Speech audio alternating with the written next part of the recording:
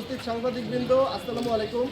আসন্ন পবিত্র ঈদুল আজহাকে কেন্দ্র করে সাধারণ মানুষের নিরাপত্তা নিশ্চিতকরণ এবং যে কোনো ধরনের অপ্রীতিকর ঘটনা এড়াতে র্যাব ৯-এর আওতাধীন সিলেট বিভাগীয় ৪ জেলাসহ ব্রাহ্মণবাড়িয়া জেলার সার্বিক নিরাপত্তায় ব্যাপক প্রস্তুতি গ্রহণ করা হয়েছে। সিলেট বিভাগ ও ব্রাহ্মণবাড়িয়া জেলার অনুমোদিত 245টি পশুর হাটের মধ্যে জনসমাগম বিবেচনায় পূর্ণ হাটগুলিকে চিহ্নিত করা হয়েছে এবং সিলেটে 4টি এবং জেলা পর্যায়ে 2টি করে সর্বমোট 12টি মোবাইল সাপোর্ট টিম নিয়োজিত করা হয়েছে।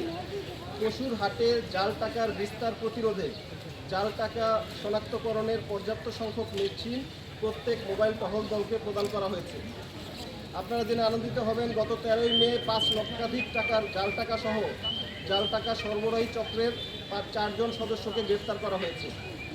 ঈদ যাত্রায় যানজট প্রতিরোধ, বাস টিকিটে অতিরিক্ত ভাড়া আদায়, ট্রেনের টিকিটে কালোবাজারি, অজ্ঞান পার্টি, মলম পার্টি, পকেটমার, শপিং মলে নিশ্চিদ্র নিরাপত্তা এবং যে কোনো বিশৃঙ্খলা প্রতিরোধে গোয়েন্দা নজরদারি বৃদ্ধি করা হয়েছে। এছাড়া সার্বিক আইনশৃঙ্খলা পরিস্থিতি স্বাভাবিক রাখতে পুলিশ, বিজিবি, আনসার ও গোয়েন্দা সংস্থাগুলির সাথে সার্বক্ষণিক সমন্বয় করা হচ্ছে।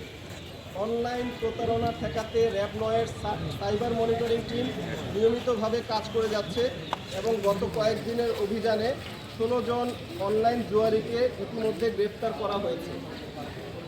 ঈদের ছুটির সময়ে নগরবাসীর ফাঁকা বাসায় চুরি ও ডাকাতি প্রতিরোধে গুরুত্বপূর্ণ সড়ক, গলি ও আবাসিক এলাকায় নিয়মিত টহল কার্যক্রম পরিচালনা করা হচ্ছে।